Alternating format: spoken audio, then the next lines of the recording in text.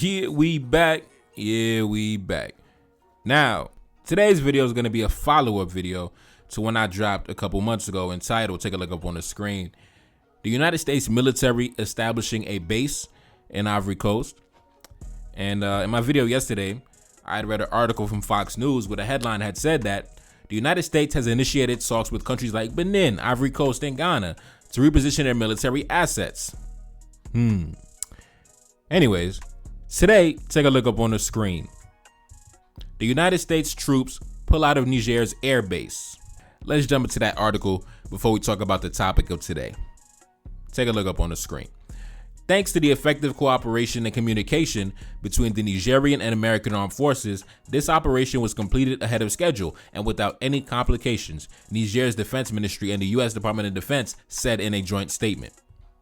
The focus will next shift to withdraw from the $100 million drone base near Agadez in central Niger, which has provided crucial intelligence about jihadist-linked groups, a U.S. Air Force Major General Kenneth Ekman said on Friday.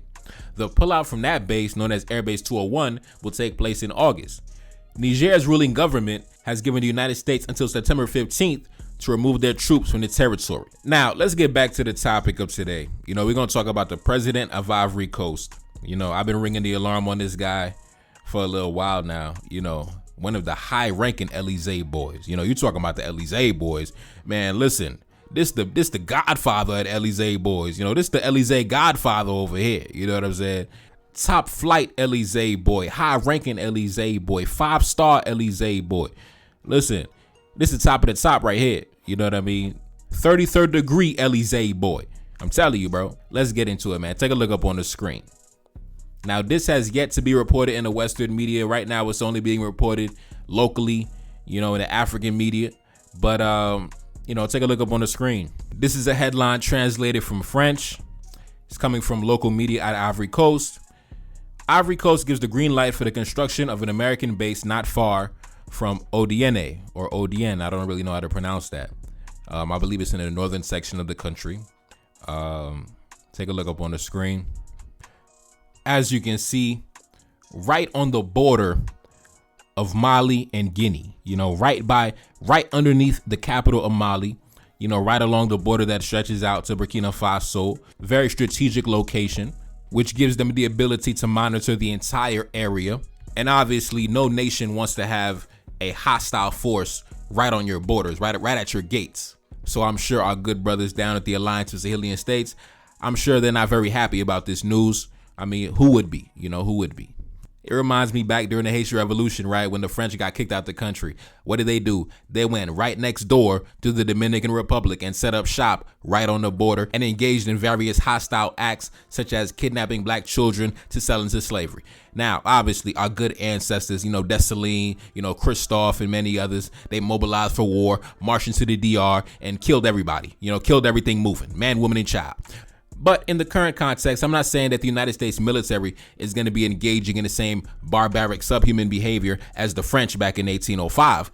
But still, at the same time, like I said, no nation wants a hostile force at your gates. The United States doesn't want Russian forces, posted up by Florida. So I'm pretty sure, obviously, our good brothers down in Mali, Burkina Faso, and Niger, I'm pretty sure when they woke up this morning and heard this news, they weren't happy about it. I'm almost positive they were not happy about it. Now, on a positive note, one of the first pieces of military technology that was acquired by our good brothers down at the Alliance of Sahelian States was air defense systems. That was some of the first pieces of equipment that I heard they acquired. So, like I said, the United States can set up shop, but at the end of the day, any act of aggression is going to be met with aggression. I'm hearing the United States wants to set up a base in West Africa to conduct surveillance, right? Deploy their drones to, monitor the area, monitor the seas, monitor the coast, monitor the Sahel, things like that, right? So, like I said, any act of aggression, any jets flying into the airspace, any drones, any missile strikes, listen, it's going to be intercepted, it's going to be shot down. All right, so let's just be respectful. Let's respect everybody. Let's respect everybody's sovereignty and territory. Let's not, let's just stay in our lane. Let's stay in our lane. Let's respect the good brothers down at the AES, and let's be respectful. Let's be respectful, because you know what I'm saying. It's a new day, and the black man, he got some firepower behind him. When it comes to the Alliance of Sahelian States, my boys got that military hardware. You feel me? They got that war material. So, like I said, man, everybody should be respectful. You know, everybody should just be respectful. But anyways, man, let's continue. As you can see right here, President Alassane Ouattara of Ivory Coast. This was him meeting with General Michael Langley, the 4-star U.S. Marine, the 4-star general in the Marines, who is actually the commander of AFRICOM and the representative for the State Department on the African continent. Unfortunately, they're using a black man to, carry out their agendas. It's unfortunate. It's really unfortunate. But like I said, obviously Michael Langley, he doesn't see himself, as a black man. He sees himself as an American first. It's American first. He most likely doesn't even respect Africans. He probably has the same mentality as Tariq Nasheed, if you want to be honest. And when it comes to President Alassane Ouattara, like I said, man, high-ranking Elysee boy, high-ranking puppet of the West, one of the biggest puppets of the West of all time. I believe he had a job working for the IMF decades ago. So as you can see, he's very entrenched into the system, a very trusted ally, as they call it, right? Very trusted ally.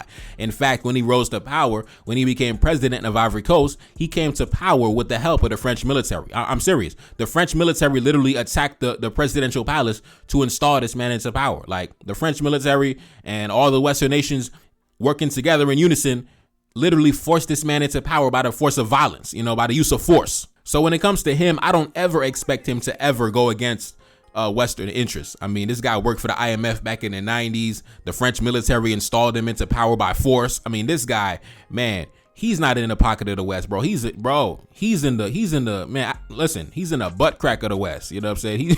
It's beyond being in the pocket of the West. This man, listen, he is an ardent defender of Western foreign policy, Western economic policy, Western military cooperation. This guy, trust me, trusted ally for decades and decades, back to when he worked for the IMF. But anyways, man, let's jump into some of these articles, man. Let's talk about it, bro. Take a look up on the screen. In recent years, the United States Army has lost all its locations in the Sahel. The political authorities of Mali, Burkina, and Niger have put an end to the presence of the United States forces in their countries. The United States will build a military base in the northeastern city of Odiene in Côte d'Ivoire, Ivory Coast, close to the borders of Mali and Guinea. The choice of Odiene is not accidental.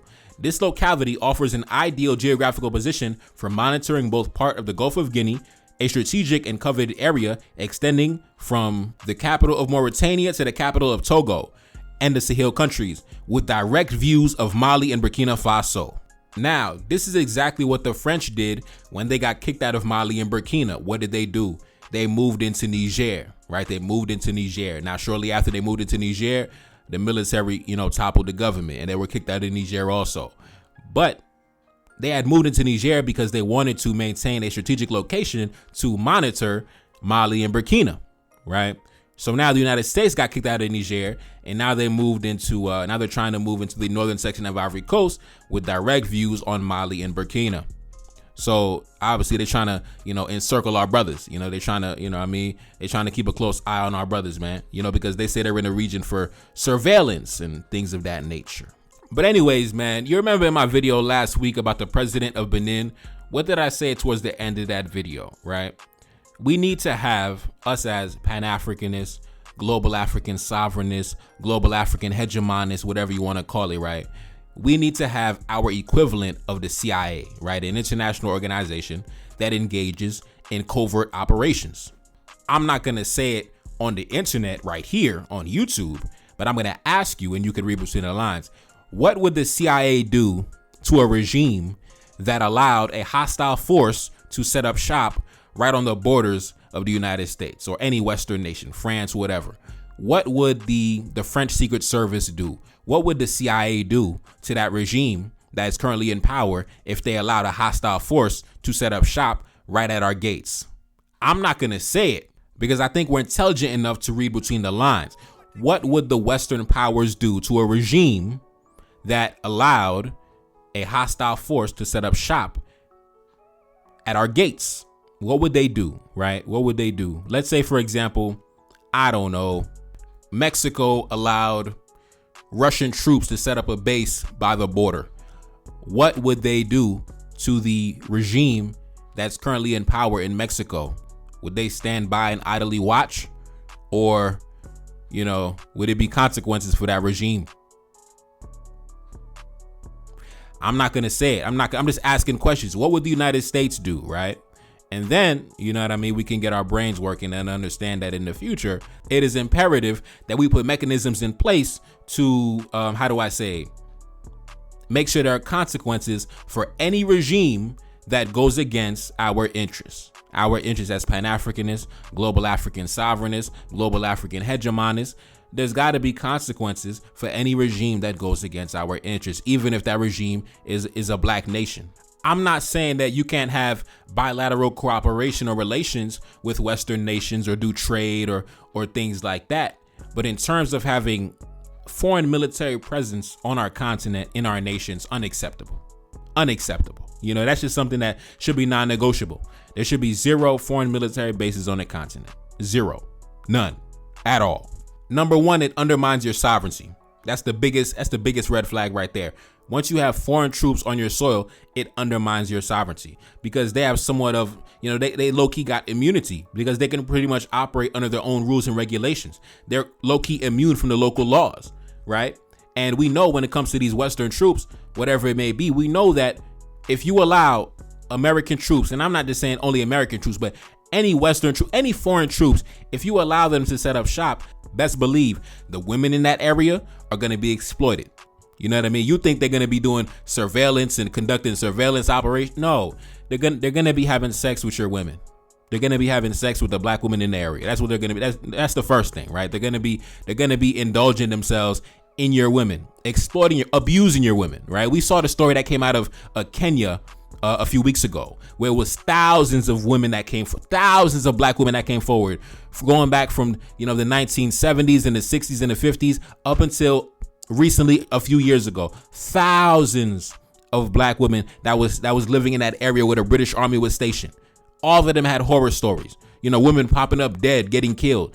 All of them had crazy stories to tell about the British troops that were stationed in the area. So if you allow foreign troops to come to the area, number one, your women are going to be up for grabs. They're going to be fair game. They're going to be abused, exploited, and you're going to be traumatized. They're going to be traumatized. And quiet as kept, I believe that that's also one of the reasons why the United States military was kicked out of Niger also. Because Niger, as you know, very, Muslim country, very conservative values. So the American troops coming with their Western debauchery, trying to corrupt the women of that society. That's another reason why they got kicked out, quiet as kept. I mean, besides the fact that they were completely useless in fighting terrorism, it was also because a lot of them was going over there trying to engage the local women in all sorts of debauchery and degeneracy. Also, another reason why that undermines your sovereignty is once you allow these foreign troops to come into your country, you have to align with Western interests on all international topics of conversation, right? So when it comes to international affairs, you have to align with the West at all times, right? So you don't really have the freedom of movement, the freedom of choice to do whatever you want, right? And on top of that, I don't even know what benefit that Ivory Coast is going to get because the foreign minister of Mali already exposed the fact that Western nations are not going to sell you the latest equipment. They're not going to sell you the latest military technology. They're not going to share the technology with you. All they're going to do is set up a base for their own personal agenda, their own personal interests. But you're not going to get any state-of-the-art guns or jets or tanks or missiles for your military. No, they're not going to share. They're not going to sell it to you. No, they're not. I could halfway understand if you were gonna, allow the United States to come in and, in exchange, they're gonna, open up the arsenal. They're gonna open up the military arsenal. We're gonna be, the most well-equipped military in all of Africa. But no, you're not. Your military is still gonna be weak. Your nation is still gonna be weak. And General Michael Langley said it himself. The reason why the United States is in Africa is for 2 words: access and influence. That's what he said. Access and influence. Access to the mineral resources and to influence the behaviors of African governments. He said it. He said it in front of the cameras. Yes, of course, they call you, our military allies, our military partners in the region, but they're not really your partners, bro, because if they were really your partners, they would share with you all the latest military technology, but they're not. They're not going to share. They're not even going to sell it to you, even if you got the money. But anyways, man, as it relates to Ivory Coast, the only hope for Ivory Coast to regain some semblance of sovereignty and dignity and being able to direct its own affairs is simply, as long as President Ouattara is in power, that's never going to happen. He's in too deep with the system. Like I said, he was working for the IMF before I was even born. I mean, this dude is like, damn near 90 years old. He married to a white woman from France. I mean, listen, This regime is not going nowhere. This regime is not going nowhere. I mean, come on, man. This man was installed by the force of arms, by the use of French military force. Like, this guy, he is way in too deep with the system, man. He's way in too deep. Like, man, he's gone, man. This dude is gone. In fact, take a look up on the screen. This actually happened today. The armed forces of Ivory Coast and the French army organized an air stopover for the benefit of 3 French fighter planes at the Bouaké base. Support for this stopover is carried out in close coordination between the two nations. Ivory Coast providing logistical support to its partner France. This joint activity allows us to strengthen our links with the ambitious operational interactions currently under construction. The successful implementation of the stopover is the result of close bilateral cooperation between our two nations. So as you can see, French fighter jets just invading, Ivory Coast airspace. It's just disgusting. This could never happen in the Alliance of Sahelian States because we got, we got the state-of-the-art air defense system. Soon as the French fighter jet even penetrate the airspace, rest in peace. You feel me? You feel me? Rest in peace. You feel me? Rest in peace. You could ask the French in the past 10 months, ask them how many times they've penetrated the airspace of the Alliance of Sahelian States, Mali, Burkina Faso, and Niger. The French used to constantly penetrate and invade the airspace of the AES. That was before they got their military equipment up. Before they got the military equipment, the French would constantly invade their airspace with not a care in the world. But as soon as they, they went and copped them weapons, the French haven't penetrated their airspace in damn near a year. That's a fact. A foreign nation has not penetrated the airspace of the AES in damn near a year. So, you know what I mean? Hey, like I said, man, Ivory Coast, I got love from our brothers out in Ivory Coast. You know what I'm saying? I got love from our brothers out in Ivory Coast. But y'all boys got to come out into the field with us, man. Y'all got to come out into the field with us. Y'all in the house right now. Y'all got to come out into the field with us. You know what I'm saying? Come out into the field with us, man. Come out into the field with us. You're being held hostage by a president who's married to a white woman. I feel so bad for my brothers, man. I feel so bad for my brothers. You know what I mean? I feel so bad for my brothers in Ivory Coast. I love for my brothers, man. I love for my brothers. I feel like, Ivory Coast should be one of our, cultural, tourist attractions that we go to. You know what I mean? Like, instead of going to Paris, we should be going to like Ivory Coast. I'm going to go vacation in Ivory Coast. I'm going to go vacation in Senegal. Those should be like our cultural centers, right?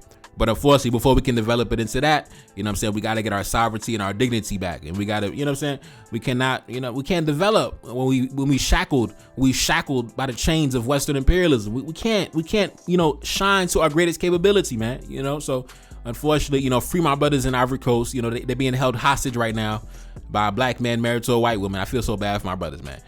But anyways, it's your boy Defakari, that's Celine, back in the Billy. Yes, indeed. Cash App in the description. Support the album, man. Support the album. Peace. No.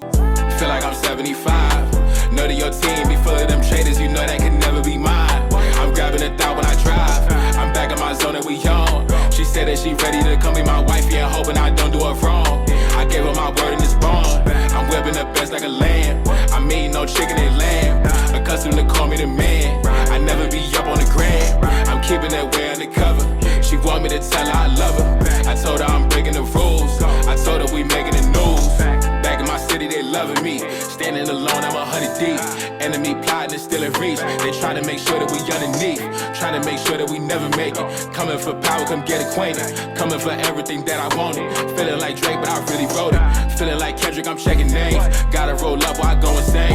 Got so much stress, I've been gated weight. Stuffing these racks in this Louis case. One thing for certain, I'm about to check. Keep it 100 and nothing less. Stick with the family since day one. Had to stay down till my day come. Had to stay down, but I'm never patient. Hop on the mic and I'm motivated. Hop on the mic and I drive a classic. Haters can't see me, they copping glasses. Back in the studio making magic. Got a new tape and it's in production. Back on my business, I got a budget. Staying low key when I'm out in public. Feel like I'm 75. Know that your team be full of them traders. That can never be mine. I'm grabbing a thought when I drive. I'm back in my zone and we on. She said that she ready to come be my wifey and hoping I don't do her wrong. I gave her my word and it's bond. I'm whipping the best like a lamb. I'm eating no chicken and lamb. Accustomed to call me the man. I never be up on the gram. I'm keeping that way undercover. She want me to tell her I love her. I told her I'm breaking the rules. I told her we making the news.